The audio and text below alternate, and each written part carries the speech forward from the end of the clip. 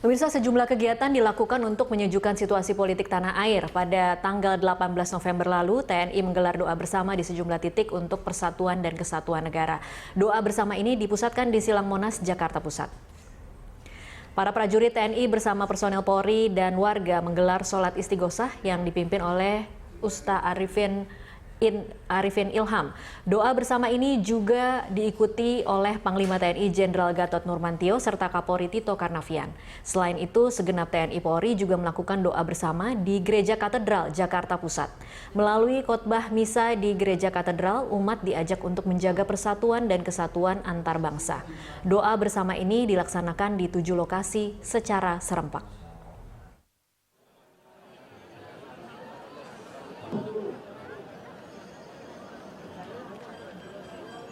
Itu jangan macet di situ, konsen. Sehari setelah doa bersama digelar di Silang Monas pada 19 November juga digelar Parade Bhinneka Tunggal Ika. Massa berkumpul di kawasan Patung Kuda Jalan MH Tamrin, Jakarta Pusat untuk merekatkan kembali rasa persatuan bangsa. Parade damai diikuti oleh masyarakat dari berbagai golongan, agama, budaya, dan etnis. Mereka memanjatkan doa bersama dengan harapan keutuhan Negara Kesatuan Republik Indonesia. Acara ini juga menjadi momentum refleksi atas sejumlah peristiwa yang terjadi belakangan ini. Parade Bhinneka Tunggal Ika dimeriahkan berbagai acara kesenian, musik, orasi, dan doa bersama lintas agama. Selain itu juga ada penampilan kesenian tradisional Reok Ponorogo, Jawa Timur.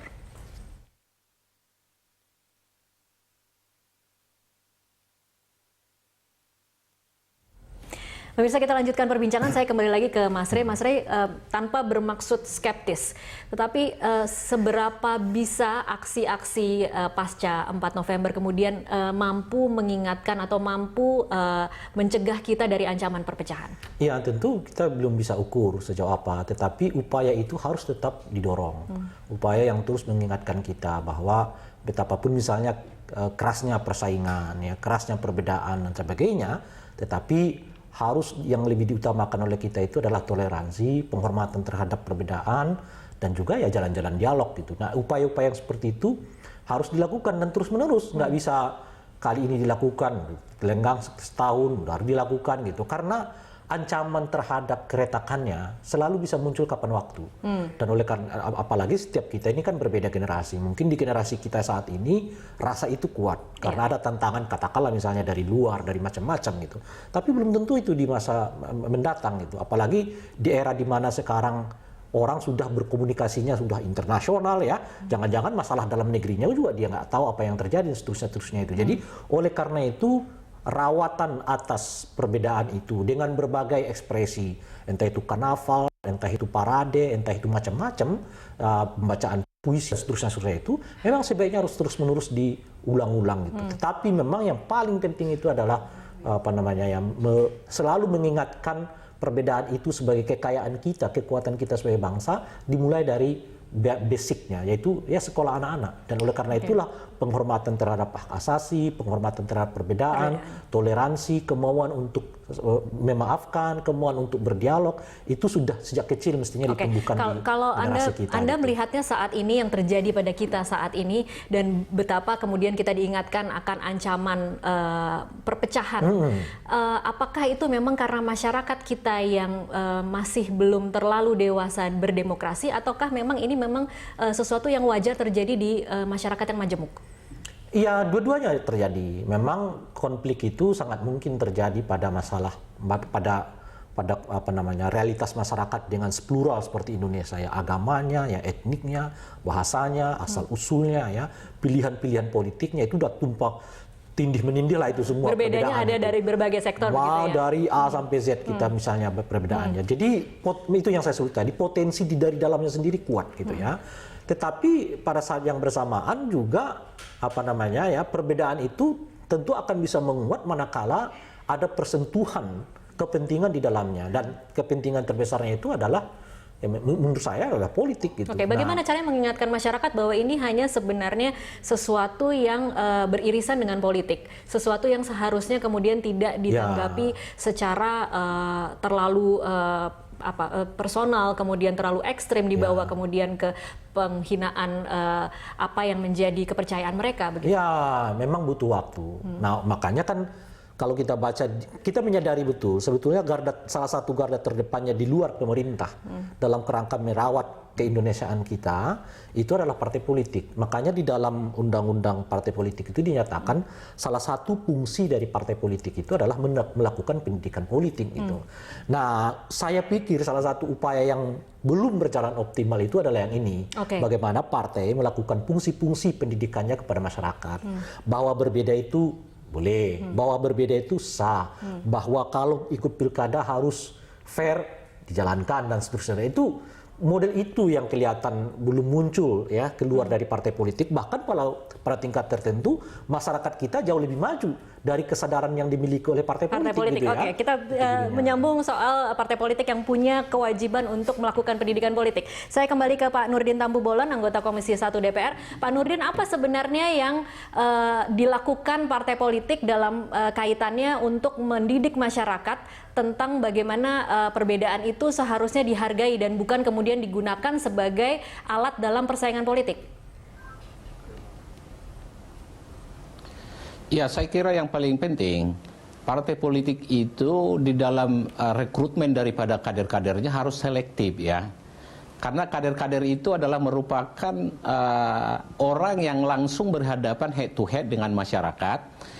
Apakah itu di pusat, apakah itu di daerah, tingkat 1, tingkat 2. Sehingga nanti partai politik itu harus betul-betul memperjuangkan kebersamaan, memperjuangkan kebutuhan masyarakat, meningkatkan untuk pertumbuhan ekonomi.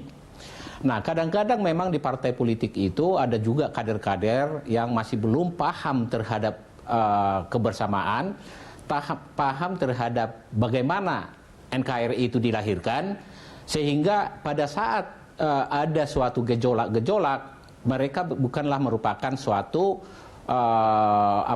pemadam kebakaran atau sesuatu yang bisa menghindari supaya tidak ada terjadi seperti kemarin hal-hal yang kurang menguntungkan bagi bangsa.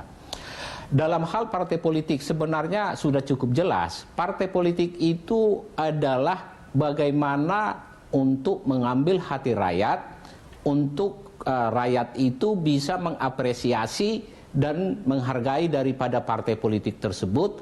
Dengan demikian, partai politik itu bisa menyelesaikan atau membantu masyarakat untuk menyelesaikan permasalahannya. Jadi kalau ada partai politik tidak melakukan tugas-tugasnya untuk mengambil hati rakyat dan malah memprovokasi, mereka ini nanti akan cenderung menjadi kalah di dalam pemilu. Artinya, kalau ada dinamika yang kurang menguntungkan bagi bangsa, partai politik itu harus digarda ke depan untuk menjelaskan bahwa hal ini kurang menguntungkan buat bangsa dan negara. Dan partai politik itu adalah sesuatu yang sesuai dengan konstitusi kita menjadi gudang rekrutmen daripada pemimpin-pemimpin nasional. Apakah itu pemimpin di daerah menjadi bupati, wali kota, gubernur, sampai ke tingkat pusat. Dalam hal ini sebagai anggota DPR itu, ini sudah seleksinya sebenarnya sudah seleksi alami yang bisa diperhitungkan sebagai suatu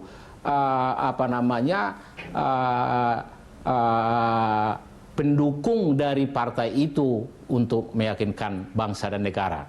Nah, sekarang bagaimana partai politik dalam hal dihubungkan dengan masalah yang November 4 ataupun berikutnya? Partai politik harus menjadi ujung tombak daripada bangsa dan negara ini untuk menjelaskan kepada masyarakat. Kalau masih ada namanya kader-kader partai yang masih ikut melakukan sesuatu hal-hal yang sudah dianggap tidak diharapkan oleh bangsa dan masih bisa memecah keutuhan bangsa atau NKRI, ini harus segera di-stop daripada aksi-aksi yang demikian ini.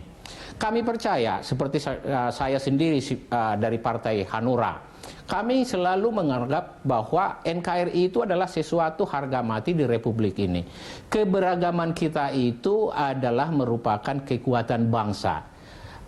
Kita harus tetap hidup kondusif di dalam keberagaman kita. Baik. Kalau kita menghilangkan daripada keberagaman, tidak mungkin di Republik ini terjadi lagi. Karena sejak daripada zaman kita memproklamasikan merebut kemerdekaan ini ditebus dengan darah oleh pahlawan-pahlawan kita. Dan juga ini adalah konsensus sejak daripada Sumpah Pemuda 28 Oktober 1900, satu bangsa, satu bahasa, dan satu negara, yaitu negara Indonesia. Bagaimana kita bisa mempertahankan itu? Tentunya kita harapkan partai politik dengan organisasi-organisasi masyarakat, khususnya organisasi pemudaan, organisasi massa, dan lain sebagainya, memberikan pembelajaran kepada masyarakat kita. Bagaimana kita melakukan kebersamaan itu untuk membangun ekonomi masyarakat kita, supaya negara kita adalah negara yang berdaya saing secara global, yang tujuannya adalah mensejahterakan rakyat Indonesia. Baik, Pak Presiden Jokowi sudah melakukan beberapa tugas yang sangat berat. Ya, Pak Nurdin, saya potong dulu, kita akan lanjutkan nanti di segmen selanjutnya, Pak Nurdin. Ya, makasih. Iya, pemirsa tetaplah bersama kami masih akan kembali usai jeda komersial berikut.